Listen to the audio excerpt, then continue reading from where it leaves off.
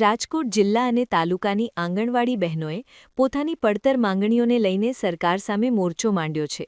હાઈકોર્ટના સ્પષ્ટ આદેશ છતાં પણ વેતનમાં વધારો ન કરવામાં આવતા રોષે ભરાયેલી 5,000 જેટલી આંગણવાડી વર્કર અને હેલ્પર બહેનો અચોક્કસ મુદતની હડતાલ પર ઉતરી છે. રાજકોટના જુબિલી ચોક ખાતે મોટી સંખ્યામાં બહેનોએ એકત્રિત થઈ ઉગ્ર વિરોધ પ્રદર્શન કર્યું હતું.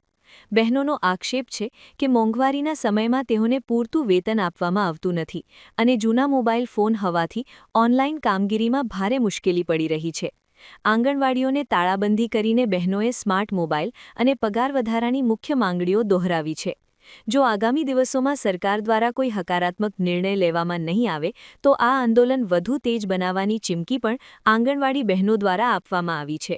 રાજકોટ જિલ્લાના અને તાલુકાના તમામ આંગણવાડીના બહેનો છે તે જુબેલી ચોક ખાતે એકત્ર થયા છે. પડતર માંગણીઓને લઈને ધરણા પર બેઠાઓ છે. તેમની સાથે વાત કરીશું. બેન, શું નામ તમારું? મારું નામ ચેતનાબેન છે.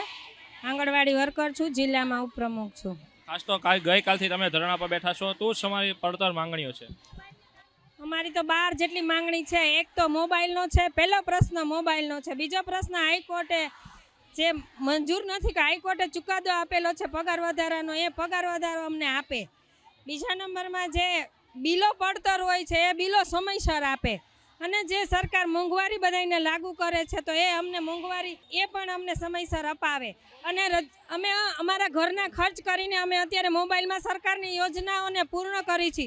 તો સરકારની પાસે મોબાઈલો વારંવાર માગેલા છે તો એ પણ એને આપેલા નથી. બીજા નંબરમાં પ્રમોશન છે તો આજે 2013થી એ લોકોએ પ્રમોશનમાં કોઈની જગ્યા ભરી જ નથી. તો જે બીજા બહેનો અમારી છે એમની વય મર્યાદા વહી જાય છે તો એમને શું સમજવાનું આમાં? અમારે જિલ્લા અને તાલુકામાંથી કેટલા બહેનો કુલ આવ્યા છે?